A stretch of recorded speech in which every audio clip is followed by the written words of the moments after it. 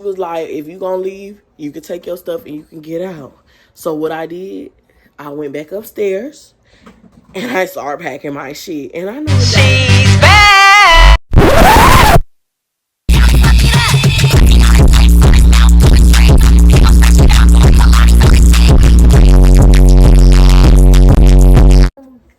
Hey y'all, welcome back to my channel, and this is episode 6 of the Baby Daddy. Oh, I'm sorry, episode 5 of the Baby Daddy Story Times.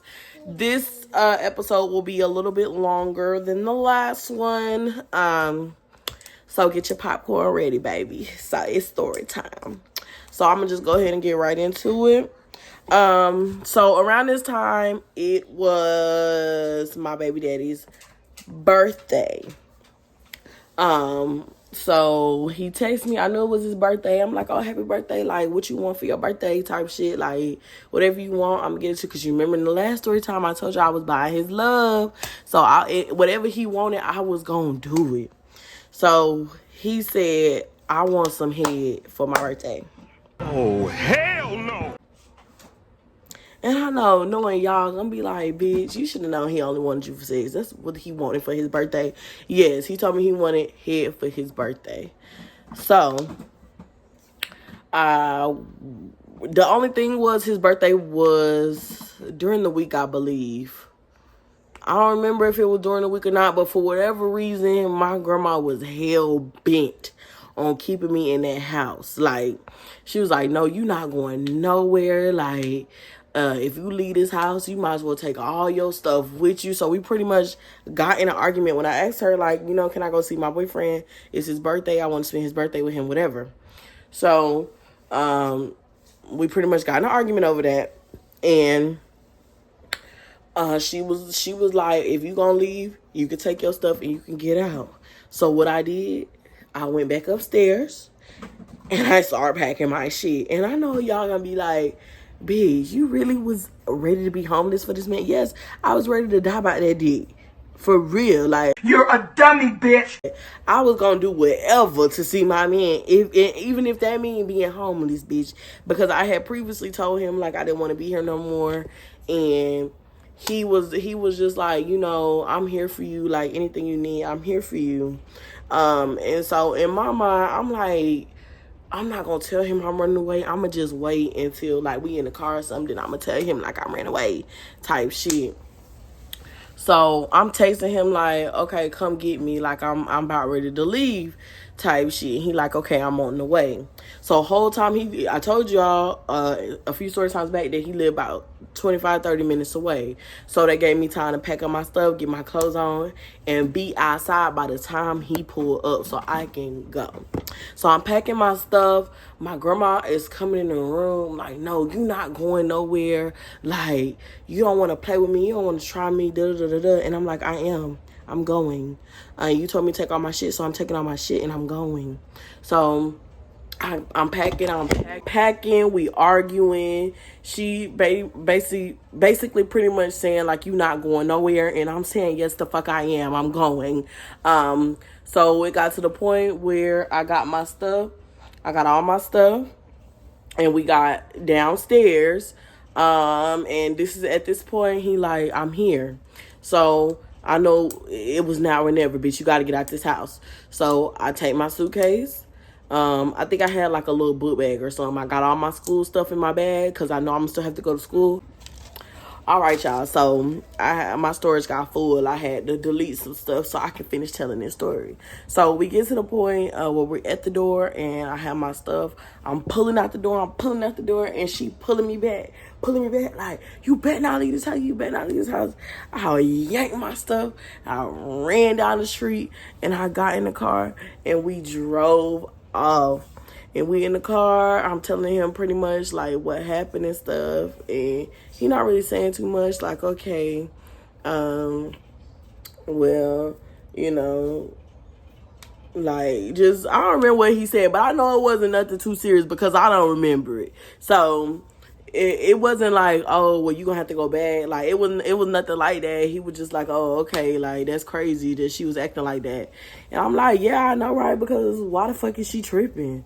But at this point, I feel so free. Like, I don't gotta go back to this lady's house. Like, I don't got a curfew. I can eat when I want to eat. I could go where I want to go. Like, I can see my nigga 24/7. Like, I'm happy. Like, I don't even know how to explain the happiness I felt when I left that house. Like, I felt like I was breaking out of jail for real. Like, that shit was crazy, and I felt so much better when I did. And I text my mom, like, I just ran away, and I was texting her everything that happened. She like, oh Lord, Cameron, like, why you up there acting up? Because she know I'm not no runaway type of child. Like, I would have never ran away from her house. So the fact that I actually ran away from my grandma's house says a lot, because that was never me. I never was on that type of shit. She was just crazy as fuck, for real. Oh, he said I could stay. So then there was a lot of questions in my head, like, well, what am I gonna do about school? How am I gonna get to school? What am I gonna do about food? Because the food he ate, I wasn't really eating that shit. And then also, like, he didn't eat as often as I would have liked. So, I was pretty much starving. I'm not even gonna cap. Because he barely had groceries. We barely had money for groceries. And again, like, I'm trying to figure out all this school stuff. Like, I don't want to drop out of school just because I'm going through all this shit with her. So I had a lot of questions in my head about what the fuck I'm gonna do. I think I was on a break at this time too. It just so happened that all this shit happened when I was going on different breaks and stuff. So that definitely bought me a little time to take a break from school, and also to get my mind together to figure out what the fuck I was gonna do when I started back in school for the next semester. At this point, like, we getting into a routine now. Like, I'm waking up with him, sending him off to his morning workouts and all that stuff. He usually came back home for lunch, so he'll text me what he want for lunch. I have it cooked and ready for him for when he got back. I wash the dishes, I make up the bed, straighten up the room, and I'm pretty much just sitting around the house waiting for him to come back. I'm walking around the neighborhood because the neighborhood was so beautiful and so peaceful. Like, I just felt so peaceful in that neighborhood. Like, to this day, that's the best neighborhood I've ever gotten a chance to stay in, even though it was just a short while. But I felt so peaceful there. I felt so happy there. I don't know if it was because I just felt like my grandma's house was such a dark, evil place. I don't know, but there just felt like heaven to me. I'm not even gonna lie to you. Girl, bye.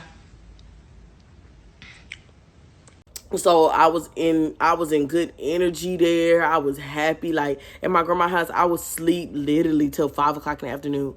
There, I was up at like 8, 9 o'clock in the morning doing shit, being productive. Like, I just felt so much better being there. So I was low key living my best life. I'm not even gonna cap to you. So a few weeks that went by, because his birthday is the 12th. So that was the day. October 12th. So that was the day that I left. And so a week has gone by now. She's texting me, like, Cameron, please come home. Like, if I got the messages, I'll put them on the screen.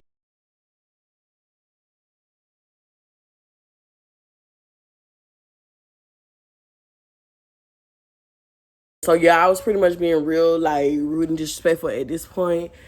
Cause I felt like, bitch, I don't gotta listen to you no more. Like, I don't gotta do shit you say. Like, you drove me out of that house. Now you want me to come back? Are you crazy? Like, are you crazy? Yeah, she's pretty much asking me, like, what am I gonna do about school? Like, my laptop is there, so how am I gonna go to school? All this stuff. So I'm texting my very close friend, African, whatever I call him. He's pretty much telling me, like, I have a spare laptop that you can use so that you can do your work when school start back. And I'm thanking him so much, because he was really my backbone to stay in school. He was the one that was taking me to and from school when I was at my grandma's house. So he was like, you actually don't live like where I was staying with my boyfriend. He was like, you actually not far from where I live, so I can still pick you up and take you to school. So I'm like, yes, bro. So now I got a laptop to go to school. I got a ride to get to school. So now all I need to figure out is some money because I need to eat. Like, I'm hungry as fuck. I ain't got no groceries. Like I told y'all in the last story time, that I was getting stimulus checks, all these different checks, but I was spending so much money for us to go out to eat and buying all these gifts, all this stuff, that I did not have no money by the time I ran away. Like, I'm $0 in my account. I had nothing. She wouldn't allow me to work. She didn't teach me to drive. She didn't want me to do anything that would cause me lay down. She didn't want me to do anything that would have caused me to become independent. So, I pretty much didn't have anything when I went over there. So my school, they had openings for a receptionist position that you can do like after class and stuff. So I was going to apply for that so that I could, have a little bit of extra change. Excuse me.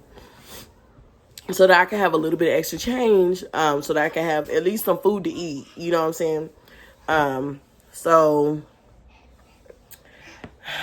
for some reason, I didn't end up signing up for that, or I did, but I didn't get the job. Some kind of way, I didn't end up getting the job. But that was my plan at the time.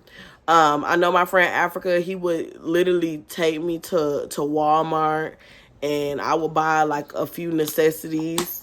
I'll pick up like a few necessities like deodorant and body wash, toothpaste, things like that, and he would pay for it. Like, he was literally one of the best friends that I've ever had in life. To this day, like, he does not know the role that he played in my life. I know, and a few times I wish I could go back and stop myself from accepting a lot of things that he did openly give to me. Because like when he would, like the time he took me to the store to at least get some necessities, one of the main things I picked up was condoms. Like, girl, you first of all, you ran away to a grown ass man's house. He can't afford for you to get no necessities, nothing. And your friend is trying to help you get necessities, and you got the nerve to pick up a box of condoms. Like, come on now. I just feel like I felt so horrible doing it, but I really wanted to protect myself. But now that I think about it, like, I just feel like that was so dirty of me to do. Like, I just really regret that I even picked up them condoms. Like, that shit was crazy to me. I can't believe I actually did that. This time, like, word is getting around the family that I done ran away. My grandma was talking to my dad. She done got in contact with my mom, all this stuff. She pretty much done talked to my mom and switched the narrative about everything that was going on. Which my mom had already knew my side of the story, so she kind of could source through what was bullshit and what was the truth.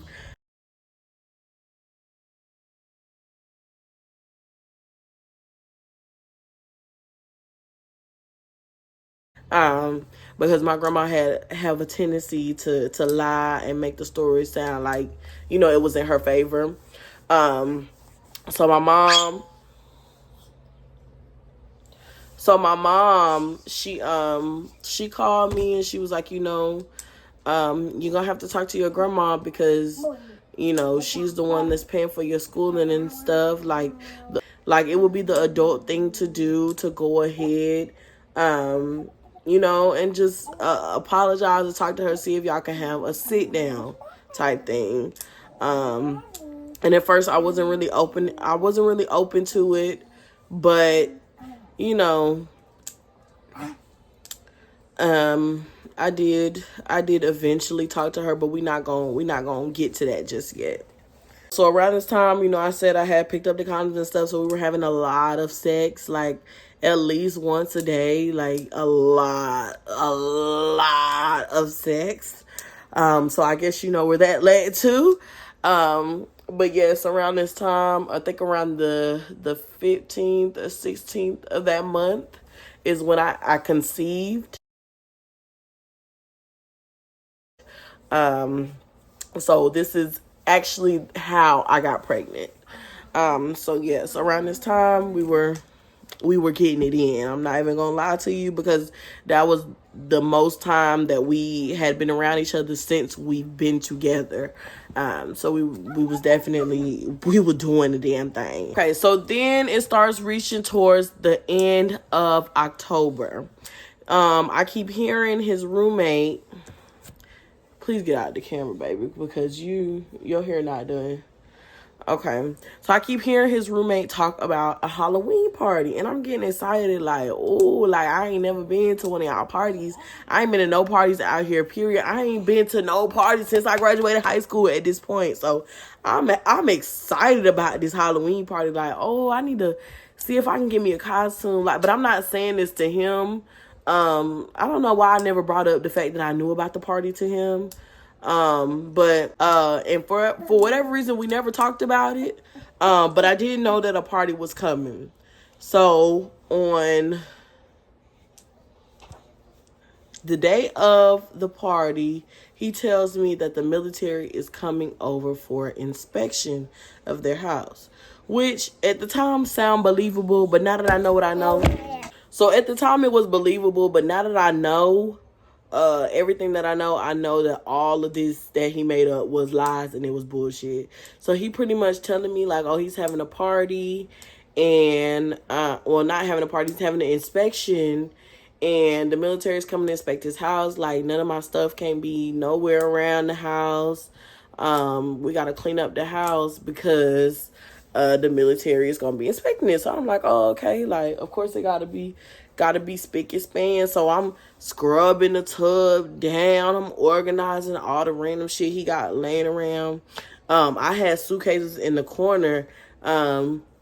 So he made me hide them under all this stuff in the closet, in the bathroom, like just tidying up for this so-called inspection. So he tells me to just get a few things because we going somewhere. So I get in the car. He gets me breakfast. We are on the way to, get prepared for the Halloween party. I don't know where the fuck I thought we was going, but we wasn't going where I thought we was going. So I get my breakfast, and then we pull up to a hotel. Okay, so we pull up to a hotel. I'm going to stop the story right there and tell you what happened after that in the next story time. My child is doing a lot right now. So I'm going to get back to y'all. But just remember, we pulled up at a hotel because it's going to make a lot of sense in the next story time. But thank you so much for watching the story time. If you have any comments, drop in the comment section down below. Like and subscribe, and I'll see y'all in the next story time. Bye. Boom boom release, Miss J.